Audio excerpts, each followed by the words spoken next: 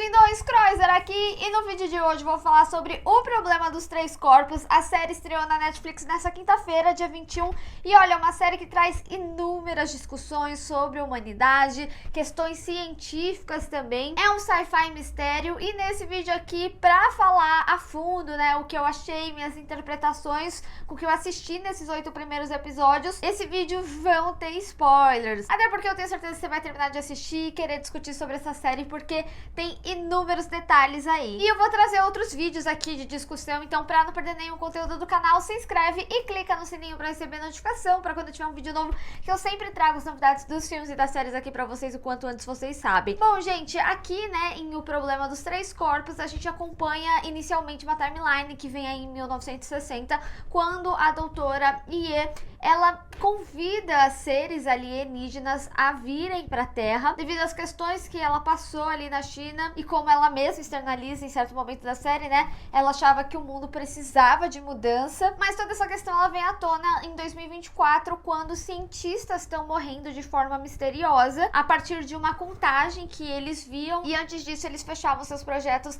que trariam algum tipo de evolução científica para a humanidade. A série é baseada no livro de mesmo nome, escrito pelo Cixin Liu. Na realidade, né, a história como um todo é uma trilogia, é uma história finalizada, e a série é dos mesmos criadores de Game of Thrones, os D&D, né, há um tempo já. Eu acho que assim que terminou Game of Thrones, a Netflix tinha anunciado que tinha fechado um super contrato ali com eles, só que na época do fim de Game of Thrones, a gente acabou com um gosto amargo pela série, e apesar de quase ninguém ter gostado aí, né, do final de Game of Thrones, ainda assim eles são ótimos criadores, e a gente vê isso aqui na série. E assim, gente, já vou até antecipar aqui, porque eu vi que tiveram algumas polêmicas, porque algumas pessoas estavam falando que teve mudanças abruptas aí na adaptação com relação ao livro. Também me falaram que tem uma série no Peacock que estreou, que também é baseada, né, nos livros, e é uma produção chinesa. Se der tempo, eu tento assistir e trazer algum tipo de comparativo aqui, até porque a minha análise vai ser com base no que eu assisti na série. Eu iniciei a leitura do livro, mas eu tô assim, tipo, no capítulo 8, no momento que esse vídeo tá sendo gravado. Então as coisas que eu vou falar aqui vão ser baseadas no que eu assisti na série. E olha, essa série, ela simplesmente foi uma das séries que mais me empolgou nos últimos meses. Acho que desde o início de 2024, eu não sei se realmente teve alguma série que me prendeu tanto quanto essa. No primeiro episódio já me chamou a atenção, mas eu senti que eu dei uma engatada forte ali no terceiro, quarto episódio, que eu queria comer a série, assistir o próximo. Eu só não assisti tudo em um dia porque eu não tinha horário a mais e eu precisava dormir. Então ela foi uma série que realmente me prendeu. E eu acho que é uma série que te instiga em várias vertentes, porque ela tem um quê de mistério ali, mas também tem o sci-fi. Eu particularmente gosto muito de obras sci-fi, e eu acho que o fato de ter esse mistério meio cabeçudão faz com que chame a atenção de um público mais generalizado, mas eu não senti também que ela foi uma série muito complexa. Eu acho que eles trabalham sim conceitos, né, científicos, então eles trazem lá a navalha de Ockham, o paradoxo de Fermi, mas não é algo que você precisa ter um entendimento total para ter o entendimento dessa história. Eu acho que a complexidade dessa história tá muito mais ali sim nas suas discussões humanas. Então eu gosto muito de como eles trabalharam a história, não só desses personagens individualmente, que eu acho que são personagens que é um grupo que funciona, tem muito carisma, mas também como eles são vistos individualmente quando a gente traz essa discussão do todo da humanidade. E eu gosto de como eles trazem as discussões humanas em várias vertentes. Então a gente tem essa base inicial, né, que traz tanto um contexto político de lados opostos, mas também na discussão de ciência e religião, a ponto da gente ver uma religião, né, que vem a partir de um ápice científico, né, do qual a humanidade ainda não tem o seu conhecimento. Então a gente vê, por exemplo, o Senhor, né, tanto que esse ser que eles se comunicavam ali, o Evas, né, era chamado de o Senhor, e com a tecnologia ali do Sofon, ele se tornava onipresente, não onipotente, mas onipresente, né, a ponto de ouvir o que as pessoas estavam falando, ver o que as pessoas estavam falando. Então foi como eu falei, a gente tem aqui um ápice tecnológico, a ponto das pessoas que estão ali do lado dos alienígenas, né, verem de forma como o Senhor, né, como um Deus ali que tá olhando por eles. E eu acho até interessante porque em vários momentos tem até uma cena bem simbólica da Tatiana olhando pro céu, quando eles colocam o sofão ali, né, que espelha a terra. O olhar dela era muito similar ao que a gente viu, por exemplo, em Bird Box Barcelona, né? Então tem um olhar muito religioso, né? E é uma discussão que vem desde o início ali da série, né? Quando o pai da doutora Ye, ele é morto pelos seus ensinamentos científicos, né, sobre a criação, né, a teoria do Big Bang. E a discussão, né, da existência de Deus vem em vários momentos, inclusive ali no início entre o Sol e a Vera. E pra mim, aqui tá a beleza da série. Tem muitas vezes, quando a gente olha pro texto, né, de forma individualizada, a gente vê certa ambiguidade ali em alguns diálogos. Como, por exemplo, né, o momento da doutora Ye ali falar sobre a piada de Einstein e Deus, que com certeza vai refletir lá na frente quando o Sol ter o entendimento do porquê ele foi escolhido e qual que é o propósito dele. E, aproveitando, né, é nesse momento que a gente começa a perceber como que esses personagens, eles são trabalhados de forma individualizada. Eles têm sim suas histórias, elas colidem, né, em muitos momentos, muito devido a eles terem se conhecido ali em Oxford, terem estudado na mesma faculdade e terem vertentes científicas diferentes ali, mas o que cada um representa quando a gente entra nessa discussão de humanidade da série. Então, por exemplo, o Sol, ele vem inicialmente, né, como essa pessoa mais individualista, de tipo, o problema é daqui 400 anos, não é problema meu, ele não tem vínculos emocionais, né? Então, quando ele tem, por exemplo, aquela discussão ali com a Nora, né?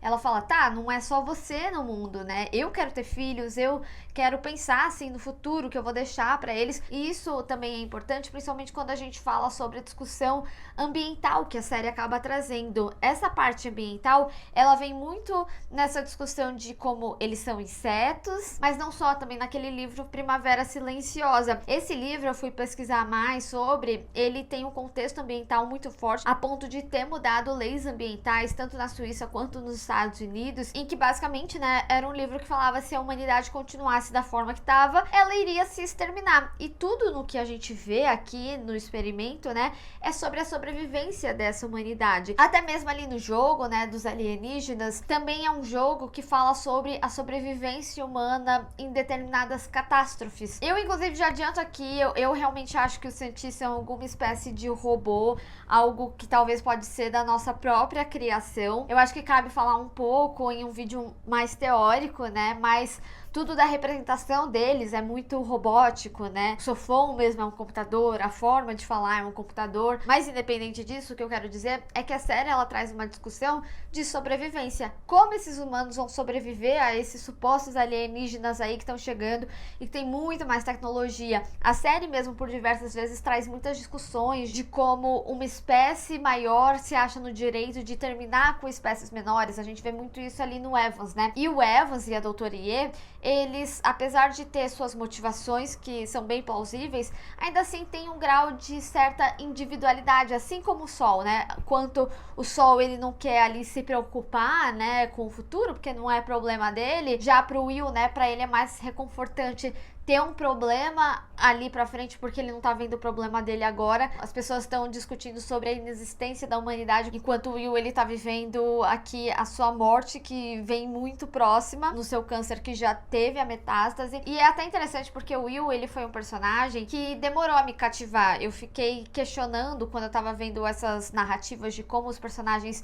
eram vistos individualmente na humanidade também. Eu ficava tentando entender qual que era o propósito dele. Lógico, ele veio ali para um propósito científico também, né, do experimento ali da Jean, a ponto de ser tão bem escrito e tão bem desenvolvido esses personagens, que eu genuinamente me emocionei no episódio 7. O que leva, né, a gente a mais uma discussão que torna a gente humano, as nossas emoções, né? A gente vê ali a conversa do Santi com o Evans, que eles não compreendiam algumas das nossas emoções humanas. Mas é muito importante, principalmente quando a gente tem essas questões ambientais, ver como a doutora Ye e o Evans, eles são representados aqui. Primeiro, que eu acho que é muito simbólica a frase da Jean, né, que ela fala: quem é você para decidir o que é bom para a humanidade? Tudo bem, precisava de uma mudança, a gente sempre vê a humanidade em conflito, seja por questões políticas, religiosas. A série, ela trabalha muito bem as dualidades, né, seja por questões políticas, ciência, religião, a questão ambiental também. E o Evans, ele vem muito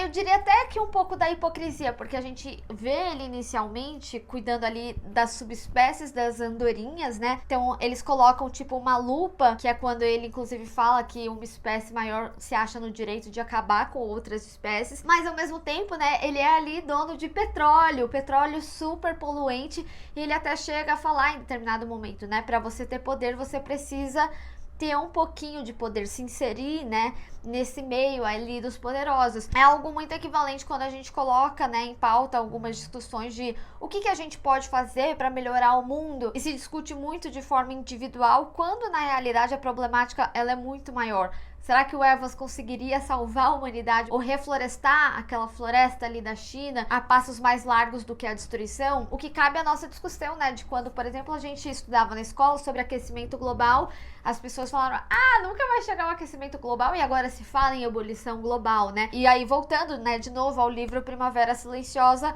o quanto se continuasse a esses passos, a humanidade mesmo iria se exterminar. Então, a humanidade é o próprio inimigo, sabe? Por isso que eu também acredito que o Santi, ele seja um reflexo nosso, né, da humanidade, mas de forma computadorizada. Vamos ver como que vai discorrer aí a história da série. E isso leva a gente também a outra discussão, que é a representação ali da Audi, né? Quando a gente fala sobre ter poder, né, e se inserir no poder, que nem eu falei do Evans, por exemplo, a Audi, ela já tem uma perspectiva um pouco diferente ali, né? Ela vem com a representação de uma criação tecnológica que seria a benefício de todos, mas que é feita a partir de grandes corporações, o que torna aquilo que era para ser acessível para todo mundo algo difícil, algo caro, algo que seria ali para os ricos, né, para as empresas ganharem mais e mais dinheiro. E por isso ela dá a tecnologia ali para o mundo, né, para ela fazer alguma diferença,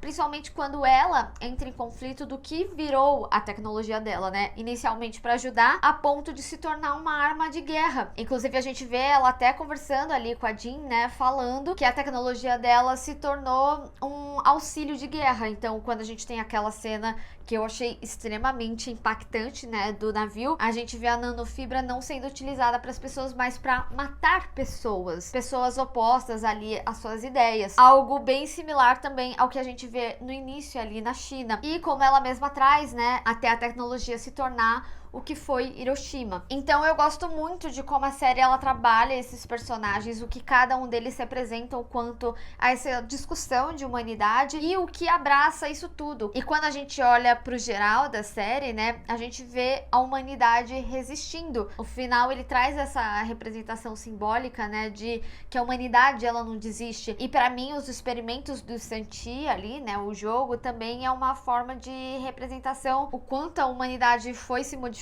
foi se desenvolvendo e se adaptando para sua própria sobrevivência. Então é por isso que eu falo sobre a complexidade da série. Para mim, ela tá muito mais nessas suas discussões, nessas minúcias de diálogos que eles acabam trazendo, e também, né, da gente tá experienciando essa questão científica, né, de tentativa e erro. E dentro disso tudo, né, da resistência, eu acho que a série ela também traz uma boa discussão sobre a fragilidade da vida humana. A gente tem, de novo, a representação do Yu, né, que ele tá lutando contra o câncer, e a falta de tempo, né, por exemplo, quando ele quer um uísque ali, e aí ele fala, só vai ter disponível no ano que vem. Aí ele fala, mas eu não vou estar disponível. Ou a própria cena ali da Nora, né, em que o Sol tá discutindo de, a minha geração, ela vai acabar aqui. Ela fala, não, mas eu penso no futuro, eu quero ter filhos. E ali, né, no acidente, ela acaba morrendo, a vida dela, ela acaba terminando ali. É uma série que traz muito bem as discussões sobre a nossa humanidade, a complexidade da vida humana. E nisso tudo, né, a gente vê alguém como a Jean, que ela